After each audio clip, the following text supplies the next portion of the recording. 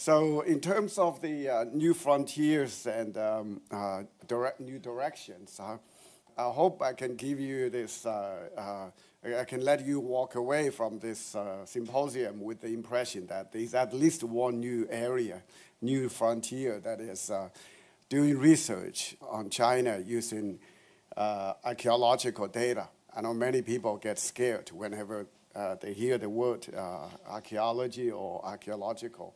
I hope I can change that impression. You can say that if I can handle it, so can you, or everyone else, including Professor Xu as well.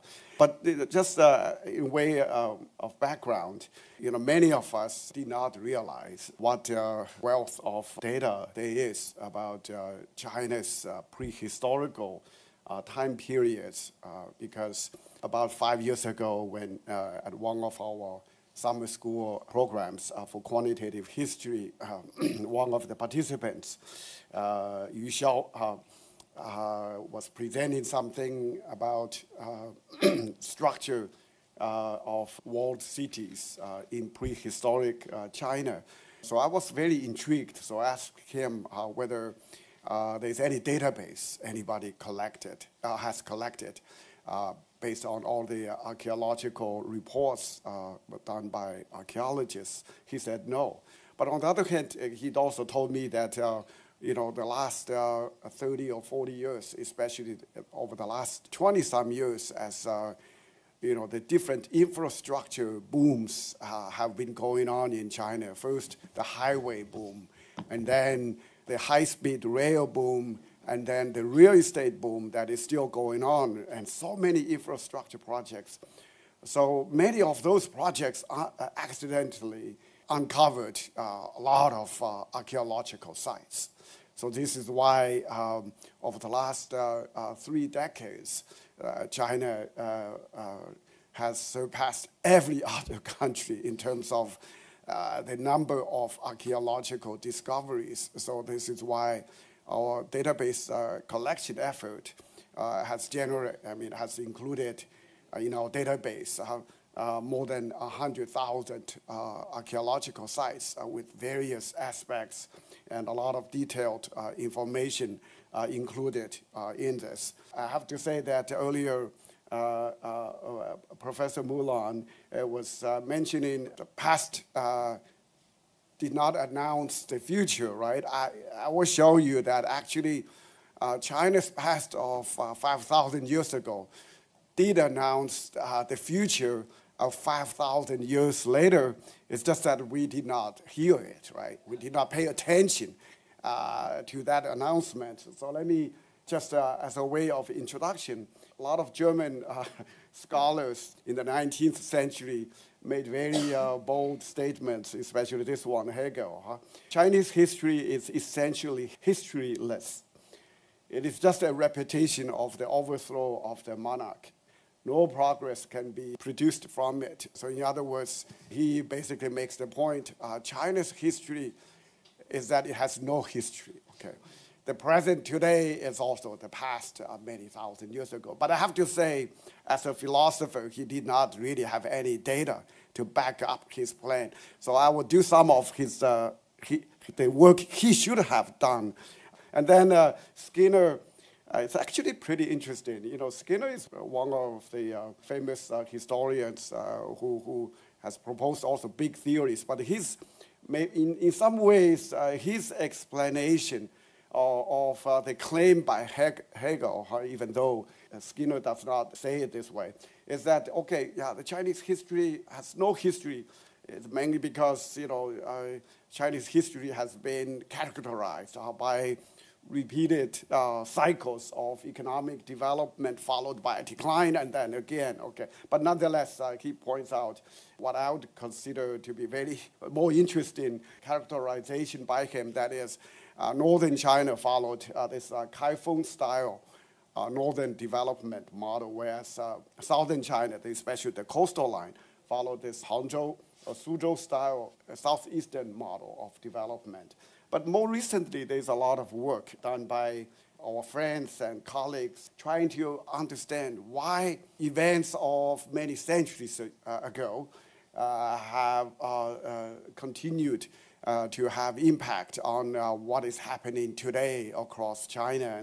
And, one paper by my colleagues, Chen Qin and James Kong, and then Chi Chen. But the next one is me, okay, with Ma Zhichen and then Andrew Sinclair in the back. But let me go back to what I really want to talk about today as a way to reconfirm the predictions or statements by people like Hegel and others.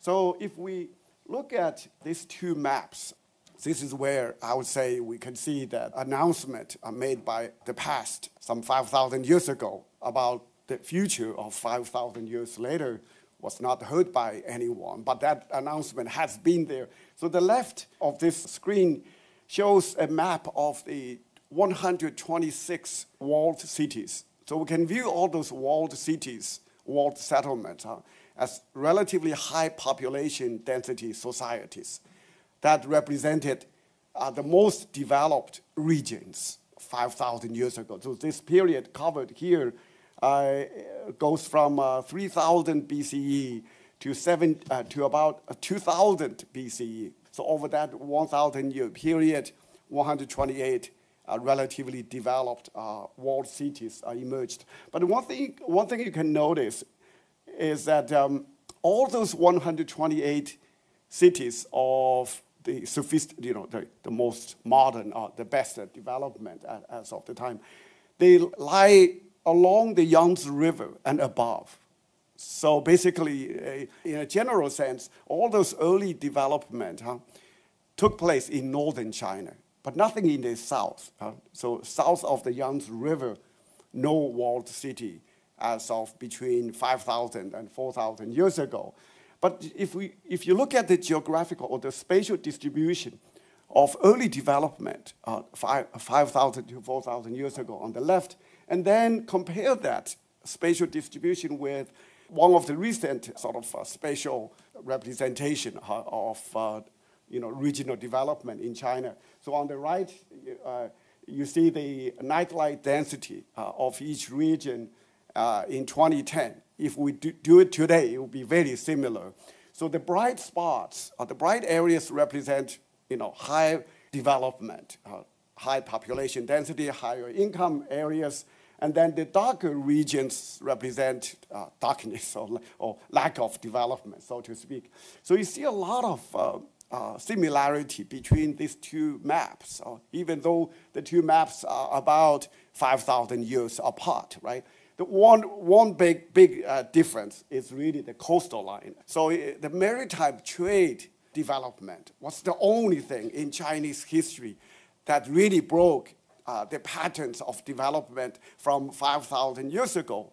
No other major changes in terms of the spatial distribution of development.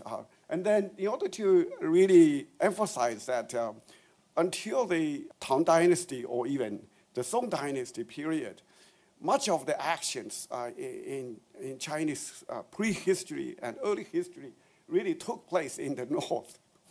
I'm going to show that not because of the nomadic war threats, but for intra Greater China warfare. Okay, the north was much better developed, not just in terms of higher population density, higher income, but also in terms of intellectual capital and also political human capital development. So here we show the birthplaces. On the left, we show the birthplaces of the founders of major schools of thought during the Eastern Zhou period, during the Spring and Autumn period, and then Warring States period between 770 and 221 BCE, right before the First Empire was established. So you can see that all the early philosophers from the Warring States and the Spring and Autumn periods were from the north.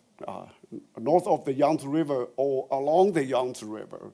And then even when we look at the poets, where they were born, during the Tang Dynasty, because we, as children of Chinese families, we all had to learn, remember, memorize a lot of the Tang poems and song essays. So with only a few exceptions. Of course, you could say that maybe by the Tang Dynasty, finally the South had some life, some development. Of course, a few spots here, well, where is that? That's Guangdong and Hunan. But anyway, most of the other ones still lie in the north. And then as another sort of way to show how late the development of China was concentrated in the north, not so much in the south. So here we show the spatial distribution of the top 30 biggest cities in China at different times. So as of the year 2 CE, you see the top 30 cities were all in northern China, especially around Shandong and then Henan and maybe at the northern part of today's Jiangsu province. So by the middle Tang Dynasty, then there was some shift westward to Chengdu, but more importantly to the region around the Yangtze River Delta. And then by the northern Song Dynasty, then the development, or the 30 largest cities were much more spread out. And then, of course, after the northern Song, then during the Ming Dynasty as of 1580, and then the mid-Qing Dynasty, 1776, the top 30 cities, the spatial distribution stagnated, more or less, just like towards the end of the Northern Song Dynasty. But during the PRC period, mainly because of the last 40 years of reform and so on, now you see by 2021, 2 years ago, the top 30 cities now are much more spread all across China. Okay, but here the main takeaway, I would say, is really to keep in mind that at least until the Tang Dynasty, much of the action of development, in China was in the north, not so much in the south. How far back in prehistory can we really go to trace the roots of China? We use this criteria to determine when early China really started. So we use the developmental landscape for any later time, let's say 2010 or 1851 during the mid-19th century. And then go back to see until when would we not see any correlation anymore between the developmental landscape of some past prehistoric time period and later historical periods. So in other words, we want to go back to see when we no longer see the past announces the future, okay? So this is what we try to do. Archaeologists have not done this, so I think we're the first one to actually propose this criterion as a more objective way to see when early China, I know for economists and modern historians, nobody really cares. When did early China really start? For archaeologists, this is the big question. When did early China first emerge? So we try to help them. Okay, so here is one way to find out. Then the next question is, what made northern China develop first for so many millennia? Okay, so why did Chinese civilization first emerge in northern China, but not in the south? And then lastly, what are the channels through which prehistoric development has persisted for so many millennia? So let me try to do it relatively quickly so that I can cover all three questions. So first, regarding the persistence of Neolithic development in China. So here, we want to use population density as a proxy for developing the level, for measuring the level of development of each region. Okay, so this is commonly done by economic historians. And then we use the 1820 administrative zoning. We use the 269 prefectures across China as the basis. And then for the mid-Neolithic, late Neolithic, and Xiaoshanzhou periods, because there's no historian work to estimate the population of each region 7,000 to 5,000 years ago for the mid-Neolithic, and then for the late Neolithic and so on, no such estimates. So instead, we have to rely on archaeological discoveries. So we use the number of archaeological sites divided by the area in terms of square kilometers of each prefecture as a proxy for the population density of each region during each of the different prehistoric times, okay? And then some of you may wonder how good this proxy really is. This chart should be very reassuring to us. So for this chart, the horizontal axis stands for the archaeological site density during the Han Dynasty period. Okay, so the Han Dynasty started in 206 BCE and ended in 220 CE, okay? And then the vertical axis is the population density based on Ge Jianxiong's estimates for the year 2 CE, okay? So you can see that the two variables are highly positively correlated. Actually, the correlation, the R square, when we run this simple regression, the R square is 51.6%. So what this chart shows us is this assurance that using archaeological site density to proxy for population density, of course, it's not 100% correlation, but it's very acceptable, especially when we talk about the mid-Neolithic and late Neolithic times that existed between 7,000 and 4,000 years ago.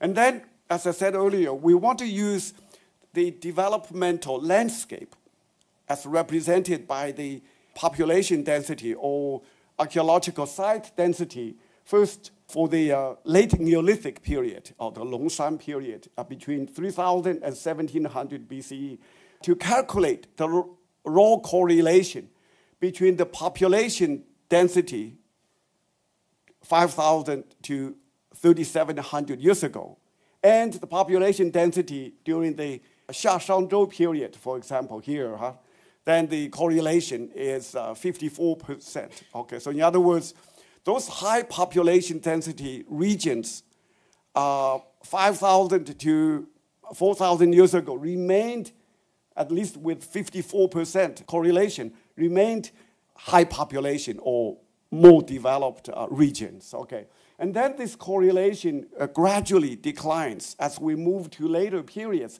So you can see that by 1851, just right after the first Opium War, so this correlation is still 28%. So which means, if you run a simple prediction, 5,000 years ago, there was an announcement about what was to come, roughly around the year 1851.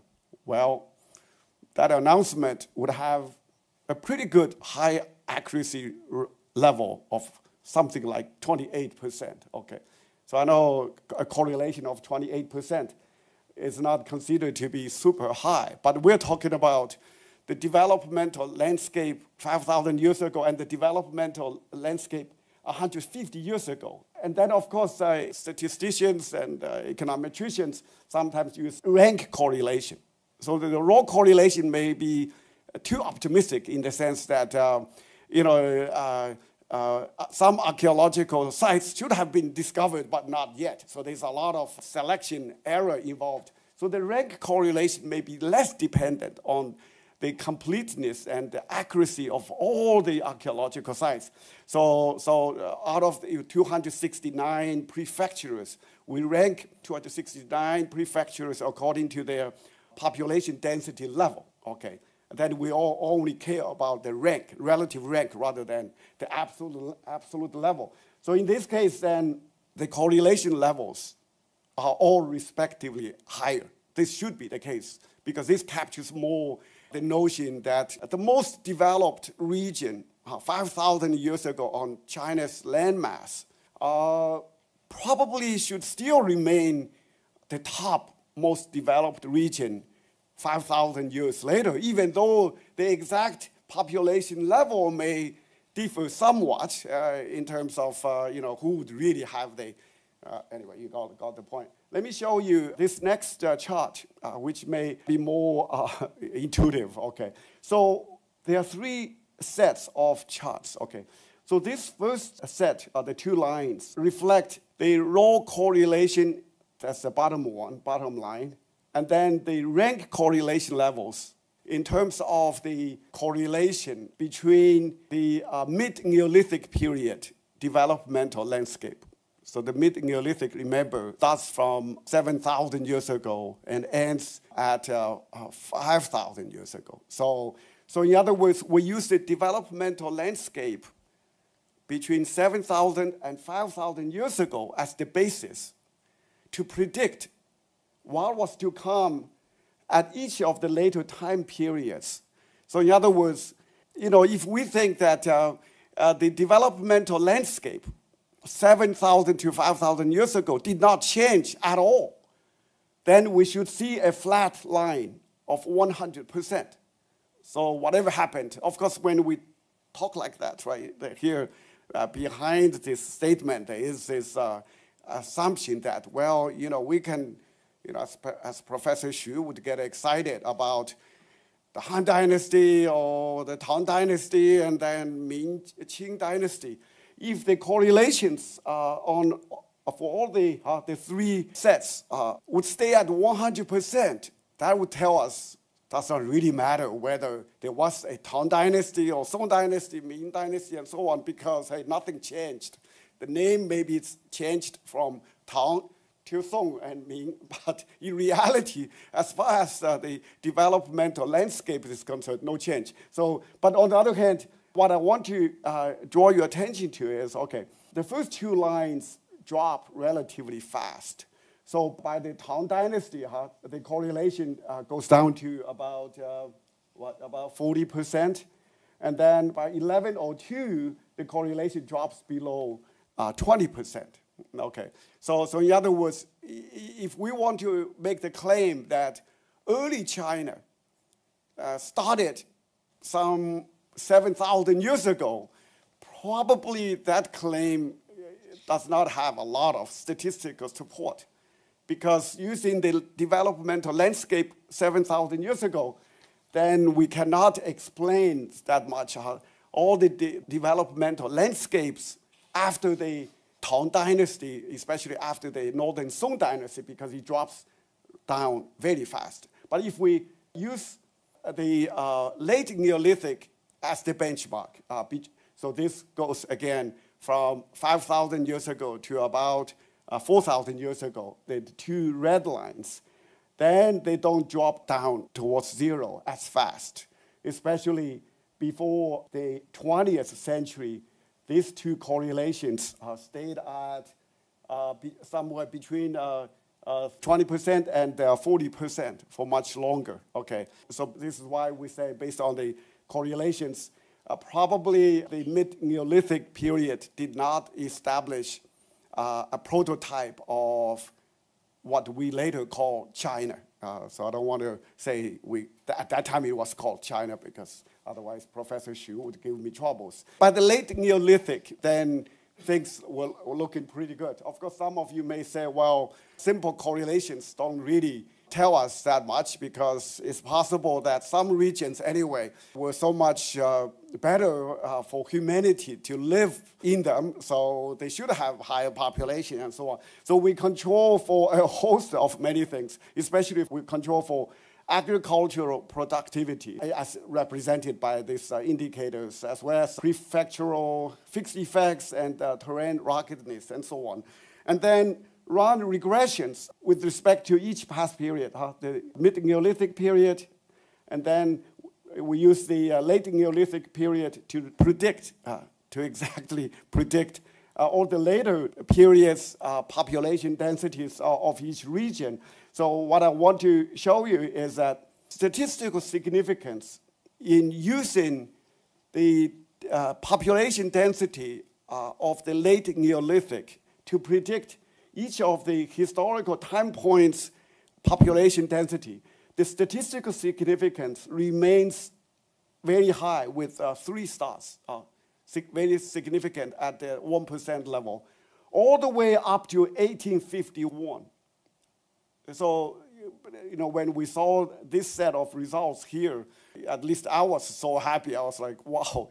Because after 1851, the statistical significance really drops to insignificant. What that means is, all the way until the modernization movement after the Opium War, China was almost exactly like what Hegel was saying.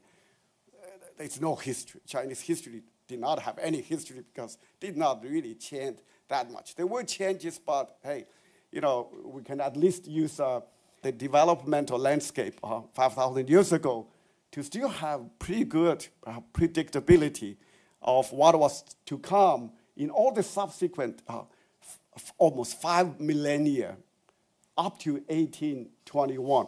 So this is why the introduction of Western technologies and Western institutions and many other things really introduced this force to fundamentally change the structure of the Chinese society. So anyway, here is a quick summary. So early China did not start before 3000 BCE. So if in some ways, accidentally, this supports more or less the official claim that the Chinese civilization started maybe about 5,000 years ago. I mean, before this research, I did not believe that statement so much. But after seeing all the numbers and doing the calculations, then I became somewhat more convinced that there is something to that story, especially if we look at the next question. What drove the emergence of Chinese civilization in northern China? By civilization, we mean a collection of cultural, social, and organizational innovations that collectively establish law and order to make the society less subject to violence of any kind. Okay, so here, according to Durant, he calls a civilization. This is how he defines civilization. So civilization begins where chaos and insecurity end. In particular, there are many different hypotheses that have been proposed by scholars trying to explain what gave rise to civilizational development across different societies. But here, let's focus on China. At least there are the following 4 explanations. Hydraulic civilizations by Wittfogel. So many of you heard about the 大禹治水. Yu was the one who founded the Xia dynasty in order to fight against flooding and manage irrigation more properly. But here, I should point out, civilization and the emergence of the state as a polity, these are 2 different things. A civilization can emerge without having a political state. Okay, so in particular here, I want to emphasize that the political states arose in human societies, or like in China, several millennia later than the emergence of early civilizations. So this is why in this definition, I want to emphasize that the establishment of law and order, that's the key defining element of what we mean by civilization, not necessarily a large political organization staying at the top of a society. And then war made the state, and the state made war. Of course, Charles Tilly is famous for making this claim based on medieval European experience. But Turkin and his co-authors, they showed actually, military technology, advances in military technology and war threats together were more directly responsible for the emergence of large empires and so on.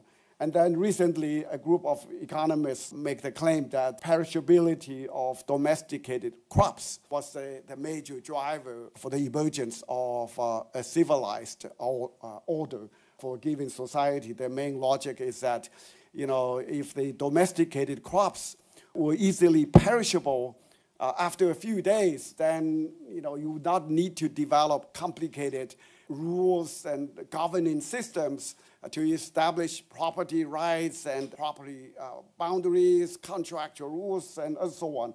But on the other hand, if they domesticated crops like rice, wheat, and so on, can be stored for over years after they are dried, then whether your property, your stored rice and wheat, millet, is secure or not in terms of whether someone can come in to take it away after killing your tribe or killing your family and so on, then it becomes a totally different challenge. So how can you establish law and order? Okay, so here is some of the main arguments by Louis Mumford to link the emergence of walled cities to the emergence of civilization. Okay, so according to Mumford, the wall was both a physical rampart for defense and a spiritual boundary of even greater significance, for it preserved those within from the chaos and formless evil that encompassed them. Okay, so once you have a wall forcing a lot of people to live within a very tiny space like Hong Kong, then many unintended things would emerge.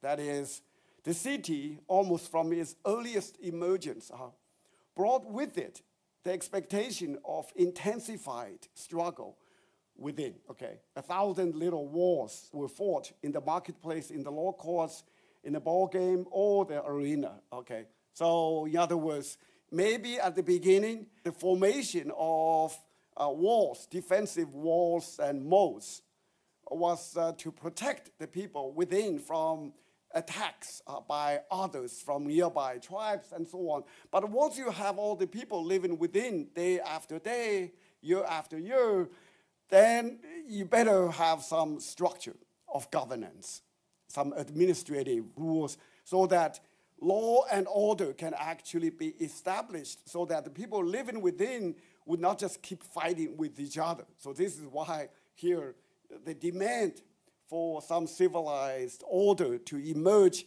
would arise unintentionally as a result of the fortification of a settlement. So this gives rise to the next. So by putting power in some measure at the service of justice, the city brought order more swiftly into its internal affairs. So this is how the link between fortification that leads to the creation of a walled city and the emergence of a civilized order.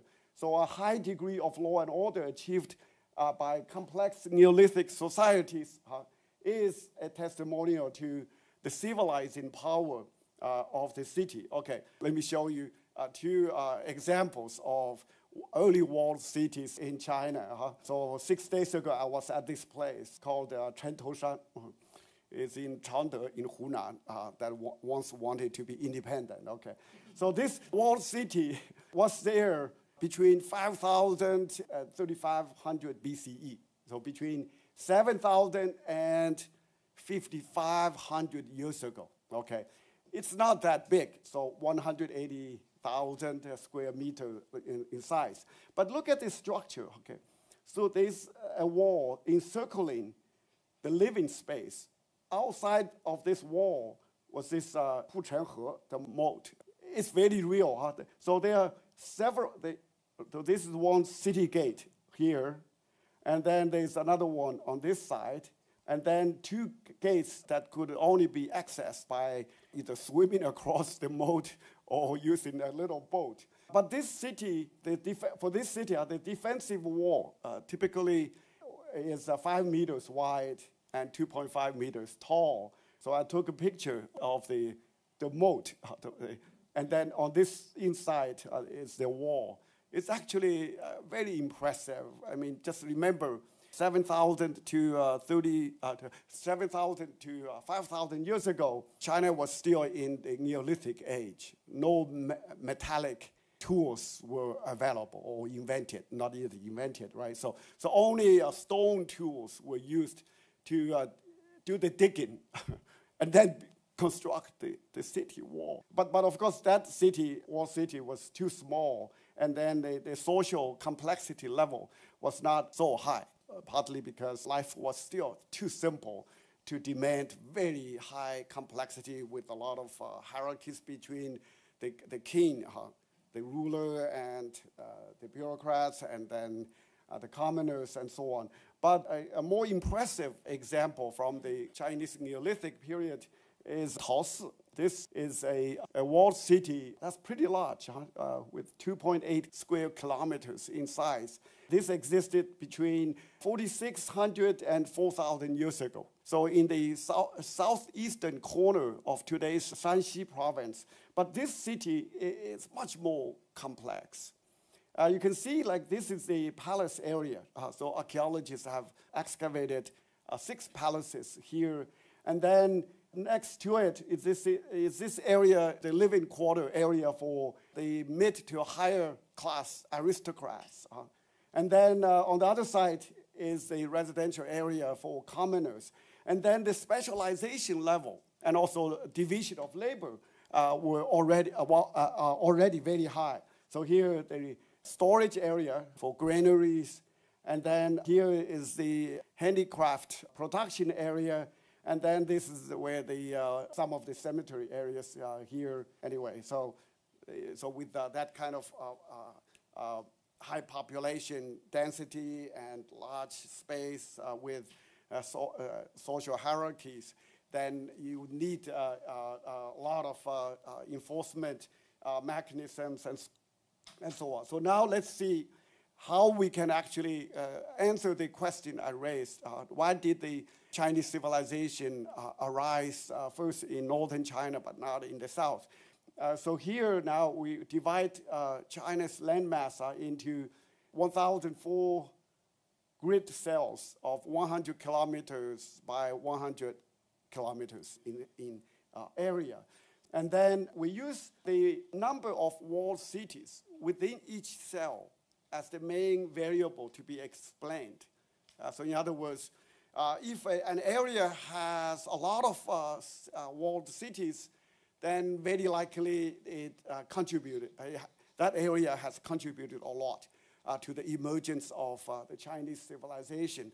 And then the explanatory variables are listed here. So let me use this slide to explain what our hypothesis really says. So for the Neolithic period, as well as the early historical period of China, geography, terrain geography, especially terrain ruggedness, is a very significant determinant. So here, our hypothesis goes like this. Flatter terrains in northern China made these places easier to attack and harder to defend. So this feature leads to more walls for flatter regions. Of course, if indeed the flatter regions have more walls, so that would early on force the residents, the locals, to build defensive walls and moats, or moats, as a way to defend themselves. On the other hand, for mountainous regions, then they have the opposite, they face the opposite. That is, mountainous regions are much harder to attack and much easier to defend because they can rely on natural barriers as protection instead of having to do the hard work to dig out a lot of mud and construct the defensive city walls. So here, the different green colors and blue colors stand for the ruggedness level, okay? So the lighter green regions are flat, and the dark blue regions are very, very mountainous. The in-between regions are in between in terms of ruggedness level. And then the yellow circles stand for the number of walled cities during this whole Neolithic period between 8,000 and 1,700 BCE. So you can notice that for the entire Neolithic period, between 10,000 years ago and 3,700 years ago, all the walled cities lie along the Yangtze River and north of it, okay, none in the south. In particular, you can see that even though not all the walled cities were constructed on flat lands, but most of them by far either were on the flat plains or on very lightly rocked regions. Not many were constructed in mountainous areas. And then during the Eastern Zhou period, because there were many more walled cities, much more civilizational development and so on. And even now in the south, some walled cities started to emerge, but most of the walled cities were still in northern China. So now first we get this impression there is a high connection, high link between ruggedness level and the density of walled cities in the cells, okay? But our main task is to identify the channel, because geography by itself would not necessarily create walled cities and so on. Something else would have to be happening in those flatter regions so that the local residents would be forced or pressured to proactively protect themselves by constructing city walls. Okay, I guess I should just say that, believe me, okay, we have the results. We have the results with very high statistical significance. But this table mostly just shows that even after controlling for the threats from the nomads and the irrigation needs and so on, still the flatter regions significantly predict more walled cities because they need more protection and so on. But still, establishing such correlations does not necessarily give us the causality conclusion. So how can we show that somehow it's related to war?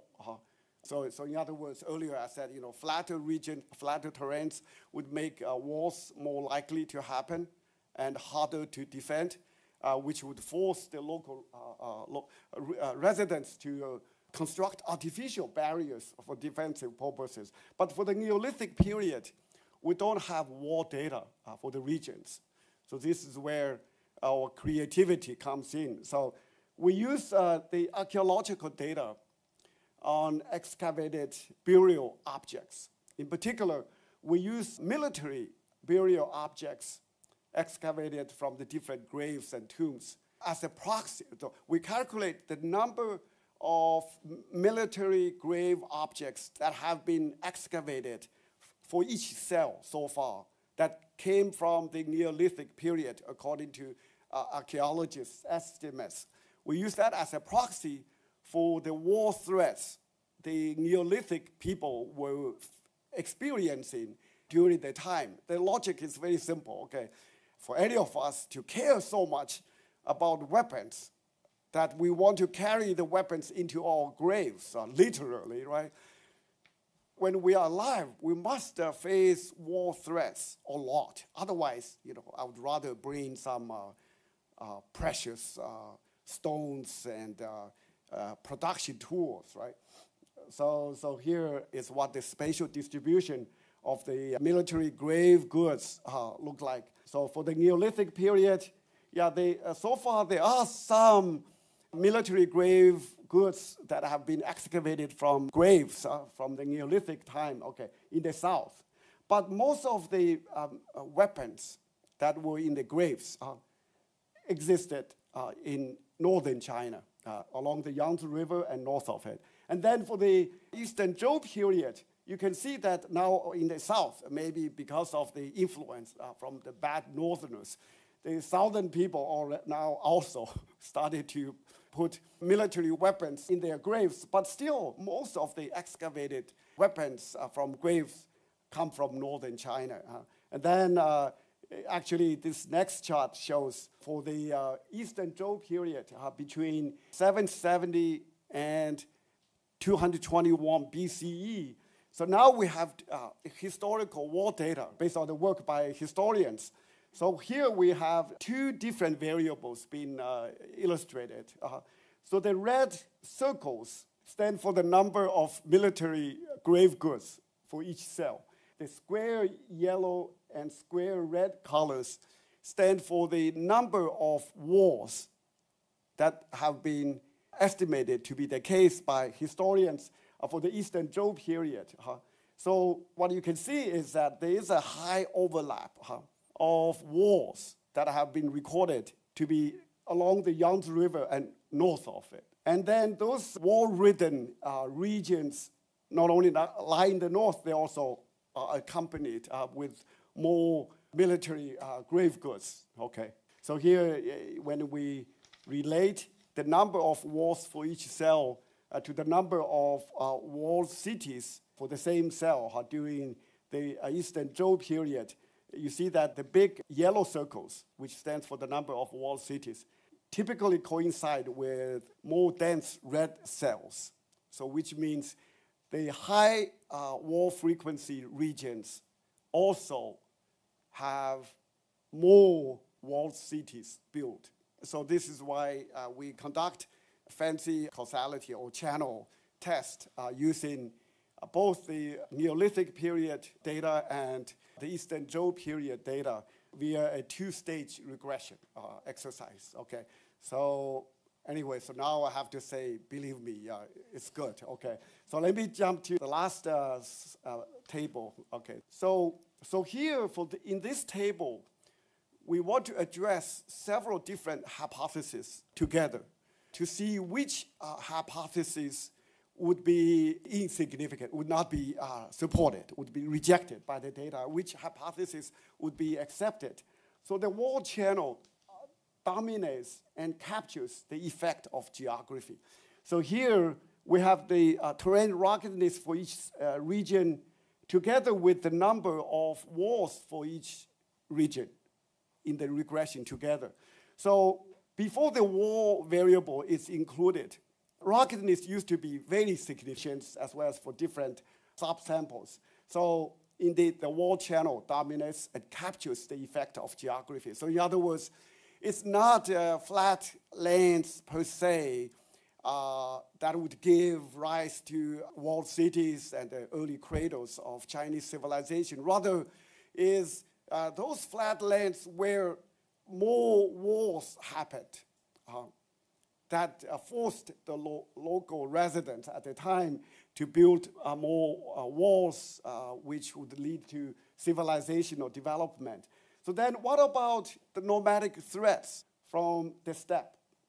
Actually, so here, this variable has some significance sometimes, but not all the time. So it's by this time of the Eastern Zhou period, then the threats from the north became somewhat more on the minds of the elites at the time, but not too much. Okay, but the irrigation potential here, okay, in order to prove whether the 大禹治水 has any credibility or not. Okay, you see significance for this variable with 2 stars, but the sign is always negative. So in other words, regions that needed more irrigation administration actually had fewer walled cities built. According to the 大禹治水 and the Wittfogel hypothesis, we should see a positive sign here. Okay, instead we see the opposite.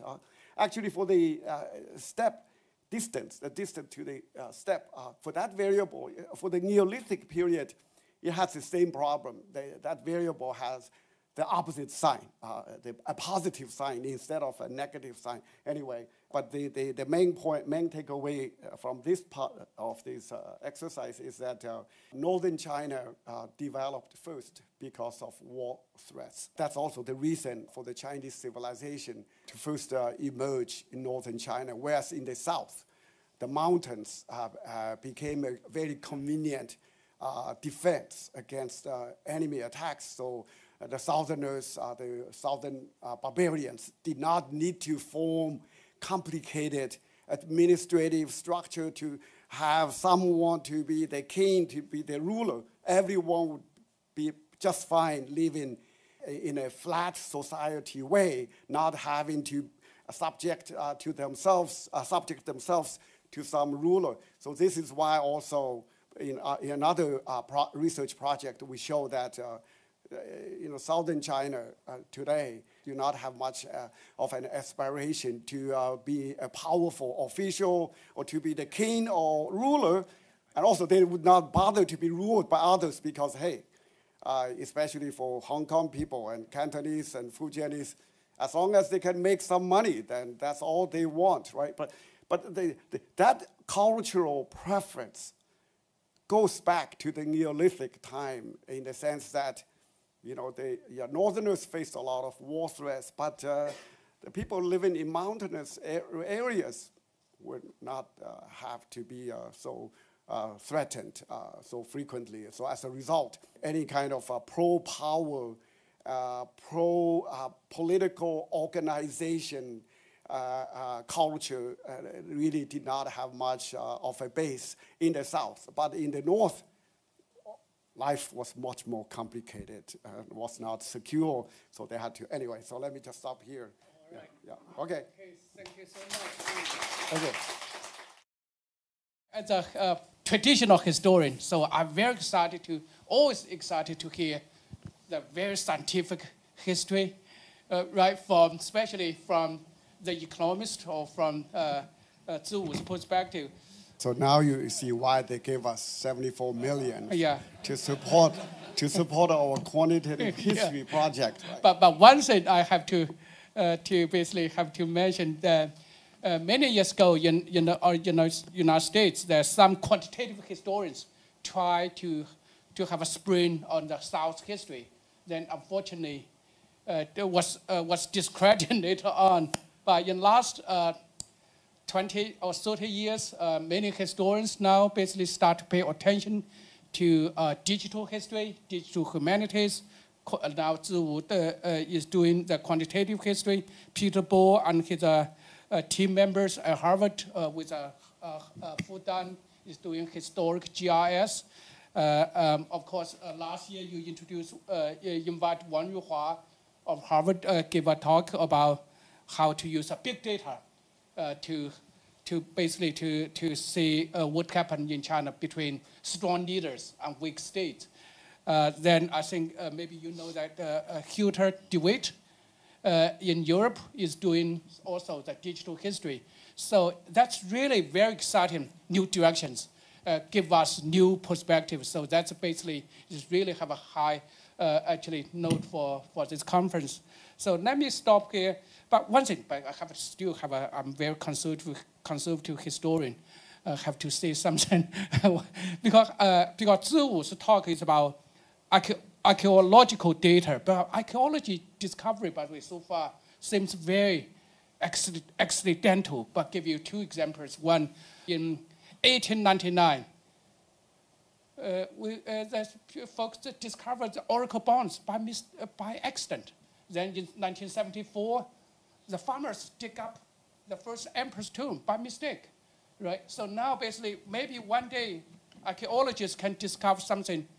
It totally change our perception of what is China, what is Chineseness, right? So that part is not scientific, but we cannot have a high technology to say where is buried evidence, right? So let me stop here, open the floor. So, Professor. Okay, let me just respond to your last point very quickly, because this is very important. Even though, I mean, first of all, if the accidental discoveries are all purely random, right, then we are fine. Okay. So because anyway, anyone who has taken statistics courses will know that if it's really random, that's like the perfect way to find out what is really hidden. And then secondly, fortunately and unfortunately, almost every piece of land that can be used for something on the Chinese landmass has been developed, has been touched. So that makes it difficult for many of the big archaeological sites to remain hidden. Of course, there are still some that are hidden, but Anyway, so but that should give us some comfort. And then lastly, because we all know, official historical documents are subject to selection biases. Right? So this is why, after having looked at the spatial distributions of archaeological data and so on, actually I have become more confident about the objectivity of archaeological data than about the objectivity of historical official documents-based data. So this is why it's great. So the Chinese government has spent a lot of money on archaeological discoveries. But we have not proved the existence of Xia dynasty, right? Based on I don't think that will ever be proved because the written word, there was no written word invented yet. So I don't know. Maybe some large scale state must have emerged around 4,000 years ago. Okay, but whether that was called Xia or something else, I think that question will remain a question for probably forever, I think. Yeah, thank you for this excellent presentation. So I have a question, because the results that you come to resemble very much what James Scott in his book, and Oscar reminded me, The Art of Being Governed, also, of course, argues when he compares the highlands and people in the highlands and the political structures. I mean, of course, you give it a lot more history in regard to China, but do you see any other difference, or? James Scott, of course, he's not like a digital historian or let alone quantitative historian. But I think his observations are mostly correct. Of course, most of his work is based on the experience of Mesopotamia. Actually, from our work and James Scott's and others' work based on the Mesopotamian experience, there's a lot of similarity, actually. Because for Mesopotamia, all the earliest walled cities also emerged on flat lands, and then for defensive purposes. So there is a lot of that similarity. But I guess, I don't know, at least to my knowledge right now, there's no similar study used in Mesopotamian data. So maybe somebody needs to collect a very comprehensive archaeological database for that region as well. Yeah. All right, Professor Lau. Two comments. One is it's actually consistent, it's not contradicting what we try to say, because you're looking at conflict having impact on the number of war cities, where our dependent variable is the unification, number of larger states, where the nomad steppes matter, whereas I think in your case, nomad steppe did not matter that much. So that was one. The second point that was very interesting, I actually very much like Zhao Dingxing's argument, the whole Witt-Fogel idea of irrigation, the sequence is the reverse. First, you have a conflict. Once you build a conflict, you build irrigation, because irrigation supports, the military or whatever. So in that sense, it might be, I think your data might support that you actually can run irrigation against conflict. And rather the other way around. It's not because you build irrigation, you have bureaucracy. But you have military, you have bureaucracy, then you go and monitor the irrigation. Yeah, thank you. Actually, we have several different projects going on, all based on the different archaeological data. Lin Zhang is here and Shen Hao. Yeah, we're trying to answer some other questions based on the same large Chinese archaeological database. So this is why this building is an exciting place for this kind of research. So we'll gain more insights on what really happened in prehistoric China. When I hear about conflicts, flat areas, and the geopolitical guy that I am, I think about food security and water security as being sort of the big issues here. And I'm wondering whether in your archaeological data, it's possible to understand, where maybe develop a kind of agrarian picture and a water supply picture through the archaeological data, or if there's any other sources that will kind of understand this development from the food security, water security angle. Thanks. Thank you, Al. Well, for the periods we are looking at, especially for the Neolithic period, today's Chinese landmass had probably fewer than 1 million people on it. So the population density overall was so low. So water security, water supply issue was probably not really that big, especially, like in some of the places that really lie on flat lands, or water supply was not an issue at all, because most of them, anyway, were formed along valleys of major rivers and some small rivers. So getting water was not really a problem. Yeah, but okay. Yeah, thank you. All right, with that optimistic note, let's thank Professor Chen Ziwu again for a wonderful conversation. Sorry for the delay. Thank you all for being here.